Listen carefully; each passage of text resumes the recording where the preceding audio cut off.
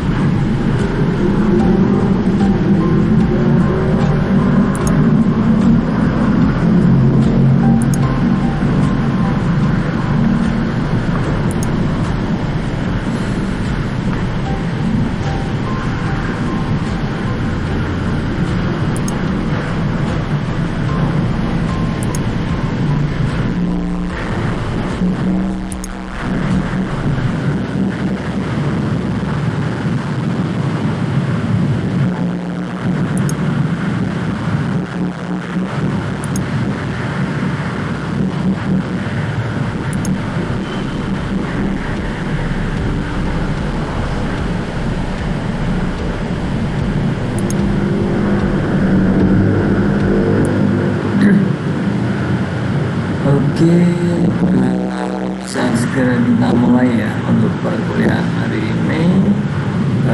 Mata kuliah e-commerce. Untuk pembahasan atau tema hari ini kita pertemuan ke-7 ini adalah e-government and e-learning. Nah, sebelumnya saya infokan bahwa untuk minggu depan itu berarti sudah minggu tenang, kemudian minggu depannya kita laksanakan ujian tengah semester seperti biasa ya, seperti ini di YouTube saja. Kemudian untuk pengumpulannya nanti bisa dikumpulkan di Classroom, sama halnya dengan materi-materi hari ini dan sebelumnya itu sudah saya share di Classroom. Silahkan diunduh untuk sebagai bahan belajar ya. Dan untuk nanti soalnya mungkin ada beberapa saya ambilkan dari materi-materi dari pertemuan 1 sampai ke 7 ya.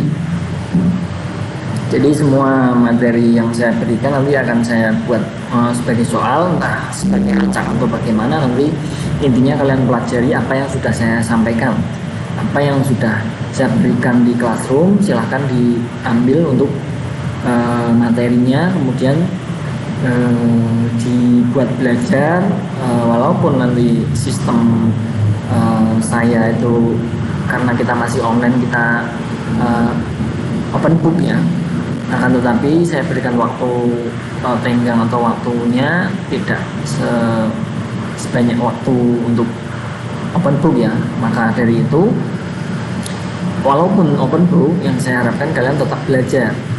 Kenapa? Karena nanti takutnya waktu yang kalian gunakan ini tidak tidak cukup ya takutnya ya. Nah, maka dari itu nanti bisa dipelajari semua yang sudah saya berikan, yang sudah kalian dapatkan selama setengah semester ini untuk persiapan ujian tengah semester nanti ya. Jadi nanti saya batasi waktunya walaupun open book ya. Kalau memang open book saja tidak belajar kemudian kalian mengandalkan kesangatan, itu ternyata waktunya habis, itu kan sama saja ya, nanti kalian yang akan rugi. Seperti itu intinya ya. Oke, kita mulai ke materi saja ya. Untuk mempersingkat waktu, hari ini pertemuan ke-7 ini adalah kita bahas mengenai e-government dan e-learning ya. Mengenai e-commerce tentunya. Nah, pembahasan yang pertama nanti kita ke e-government, kemudian yang kedua adalah e-learning. E-learning, e-government tentunya tahu ya. Kita ke materi e-government dulu ya. Nah, kondisi perkembangan yang sangat cepat dari teknologi informasi memberikan pengaruh yang besar dalam tata kelola badan-badan pemerintahan suatu sistem informasi yang disebut government online atau e-government. Ini untuk badan pemerintahan juga tentunya tidak mau kalah ya, perkembangannya itu mereka juga menggunakan sistem pemerintahan di online tentunya. Dapat memberikan suatu sumbangan bagi terciptanya pemerintahan yang baik. Nah, e-government ini adalah aplikasi teknologi informasi yang berbasis internet dan perangkat digital lainnya yang dikelola oleh pemerintah untuk keperluan penyampaian informasi dari pemerintah ke masyarakat, mitra bisnis, pegawai, pengusaha, dan lembaga-lembaga lain secara online tentunya yang keterkaitan dengan pemerintahan atau government-nya. Jadi bisa kalian buktikan dari mulai perkembangan teknologi sekarang itu memang seperti itu ya. Semuanya dikemas dalam satu aplikasi, mungkin aplikasi tertentu ya. Misalkan badan wilayah daerah sendiri, kemudian untuk provinsi juga ada sendiri, kenegaraan dan lain sebagainya itu tentunya masing-masing ya. Ada juga untuk sistem untuk kecamatan, kelurahan misalnya, itu banyak ya yang sudah menggunakan seperti itu ya, berbasis online tentunya. Seperti itu ya untuk government, saya rasa paham. Kemudian kita, nah ini termasuk di dalamnya adalah situs-situs yang berisi informasi oleh badan pemerintah, wahana transaksi antar lembaga pemerintahan. Ada G2G, G2G ini adalah pemerintah dengan masyarakat ya, atau G2C untuk pemerintahan dengan masyarakat. Kalau antar lembaga berarti government to government ya maksudnya. Nah, untuk pemerintah dengan masyarakat yang bisa kalian contoh nyatanya adalah pada saat kalian membuat NPWP sekarang bisa secara online. Nah, itu masuk ke G2C ya. Nah, jadi government to customer ya. Dan pemerintahan dengan kalangan bisnis adalah government to business. Nah, dalam pengembangannya, e-government ini merupakan bagian terpadu dalam membangun struktur, sistem, dan proses kepemerintahan yang lebih efisien, transparan, dan akuntabel seperti harapan masyarakat. Seperti itu ya, beberapa penjelasan mengenai e-government itu ternyata seperti itu. Bisa kalian pelajari kembali nanti kalau masih belum paham juga ya. Nah, beberapa lembaga pemerintah baik pusat maupun daerah telah mengembangkan e-government, sehingga pemetaan e-government di Indonesia menjadi suatu hal yang diperlukan untuk mengetahui kondisi dan kesiapan dari lembaga-lembaga pemerintahan dalam mendukung transparansi tentunya, karena apalagi itu ya seiring perkembangan zaman ini, tapi memang bisa transparansi antar ini ya, pemerintahan, baik pemerintahan dengan bisnis, pemerintahan dan pemerintahan dengan masyarakat langsung misalkan, itu tidak menutup kemungkinan masih ada saja permasalahan ya tentunya, karena kita e-government ini kan berbasis online, tentunya ada ya semacam serangan-serangan dari jaringan-jaringan atau hacker misalkan, itu juga menjadi suatu permasalahan sebenarnya. Nah, strategi pengembangan dengan perkembangan kondisi saat ini, pencapaian tujuan strategis e-government perlu dilaksanakan melalui 6 strategi yang berkaitan erat. 6 strategi tersebut adalah: pertama, mengembangkan sistem pelayanan yang ada. dan terpercaya setelah terjangkau oleh masyarakat luas yang mungkin mudah dipahami juga ya tentunya. Kemudian menata sistem manajemen dan proses kerja pemerintah dan pemerintah daerah otonom secara holistik. Nah, yang ketiga adalah memanfaatkan teknologi informasi secara optimal, karena teknologi informasi semakin berkembang lebih pesat ya untuk saat-saat ini. Dan meningkatkan peran serta dunia usaha dan mengembangkan industri telekomunikasi dan teknologi informasi. Jadi peran juga dalam pengembangan telekomunikasi serta dunia usaha ya tentunya dengan adanya e-government tersebut.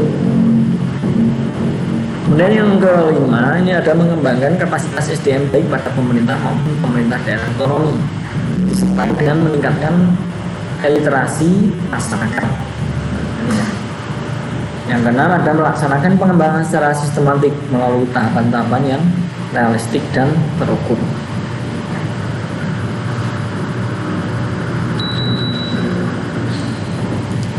Oke, itu adalah 6 strategi ya, strategi pengembangan government yang harus yang berkaitan dengan tentunya ya, yang akan dilaksanakan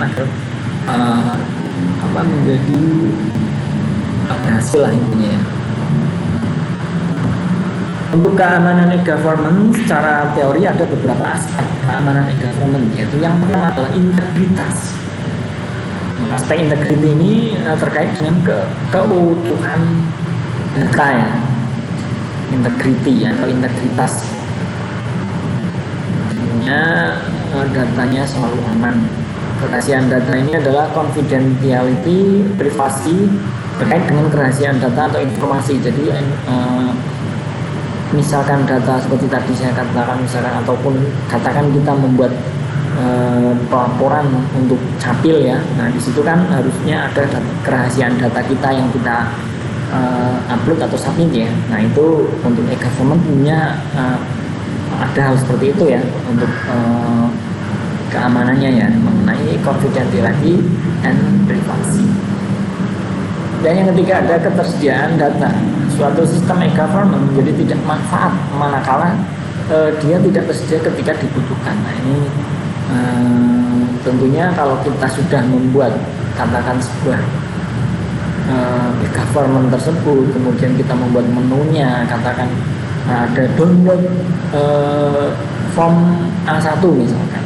Dan di situ pada saat kita sebagai user atau sebagai masyarakat mendownload tapi tidak bisa, nah itu namanya tidak ada ketersediaan data. Yang saya rasa untuk e-government tentunya sudah pasti ya, sudah pasti ada.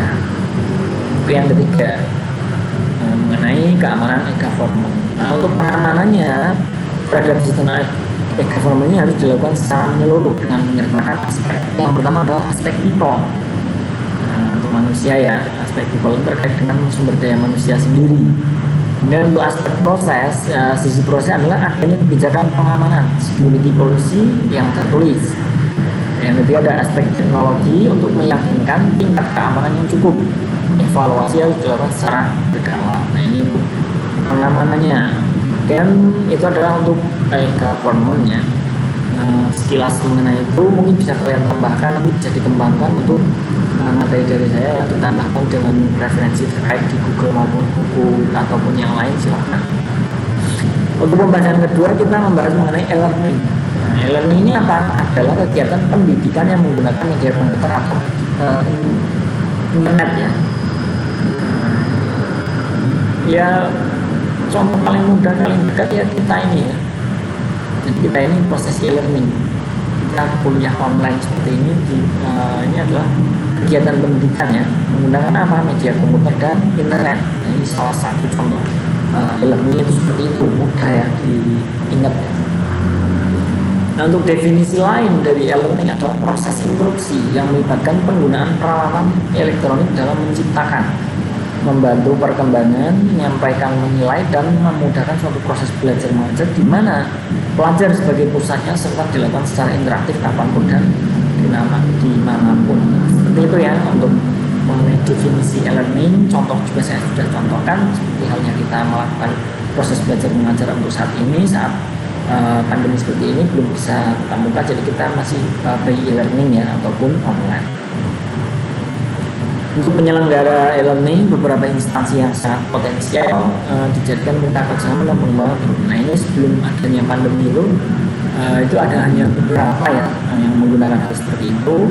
Untuk akademisi itu ada universitas juga, ada beberapa kelas, misalkan kelas jarak jauh itu bisa menggunakan e-learning tentunya ya.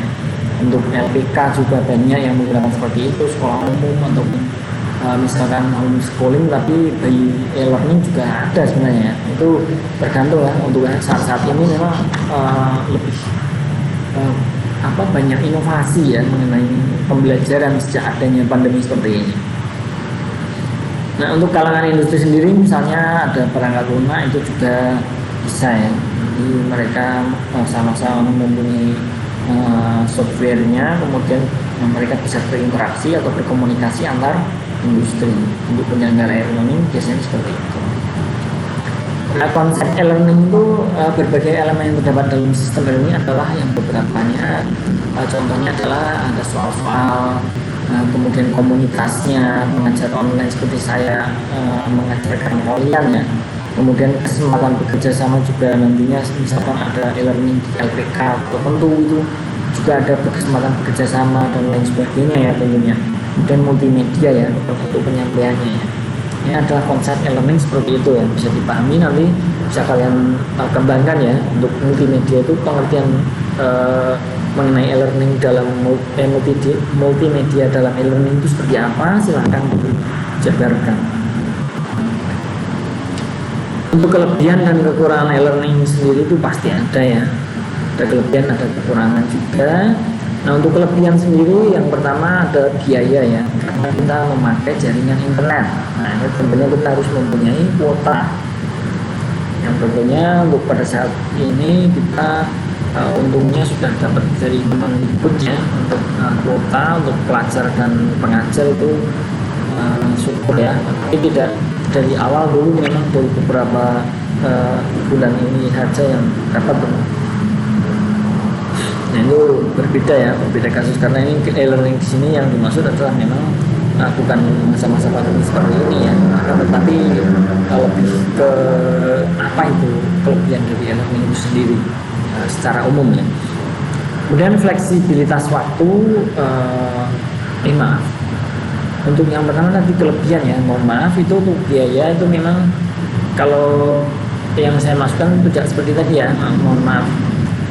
Untuk biaya itu lebih ringan dibanding kita belajar secara langsung. Misalkan katakan kita di LPK. Di LPK itu kan tentunya kita seperti halnya kursus ya, misalkan kursus, kemudian kita harus ke tempat tersebut menggunakan transportasi, kemudian waktu juga tentunya ada makan waktu ya. Jadi kurang lebih efektif untuk mengenai biaya maupun waktu ya.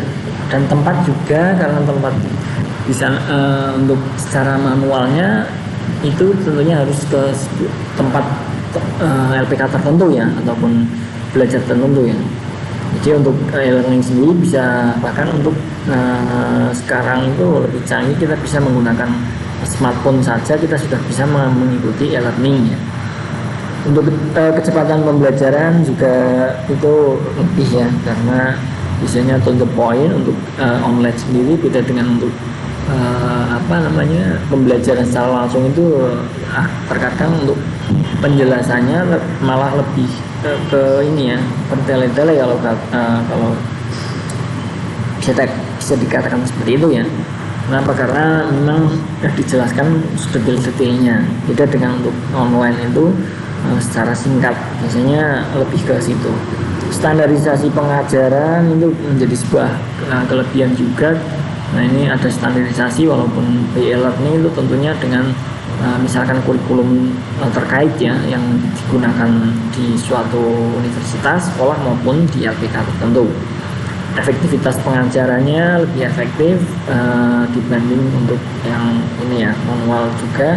Untuk tatap muka itu tentunya sebenarnya ada plus minusnya mengenai hal itu ya, tapi ini tidak perlu dibahas secara mendetail ya. Ini pada intinya adalah kelebihan e-learning itu seperti itu. Nanti untuk yang kurang lebih jelas silahkan ditambahkan ya. Efektivitas pengajaran dalam e-learning itu seperti apa sih, penjabarannya silahkan ditambahkan referensi-referensi dengan referensi terkait. Nah, untuk kekurangannya budaya, nah ini yang dimaksud budaya di sini memang karena kita by internet itu terkadang secara budaya ya ini tidak karena kita seperti halnya individu ya, maksudnya ya. Kita dari rumah masing-masing menyimak kemudian mengikuti e-learning bareng-bareng, tapi kita tidak kenal, tidak tahu sifat teman kita, tidak tahu mereka rumahnya di mana, biasanya seperti itu ya. Nah, itu mengenai hal budaya. Kemudian investasi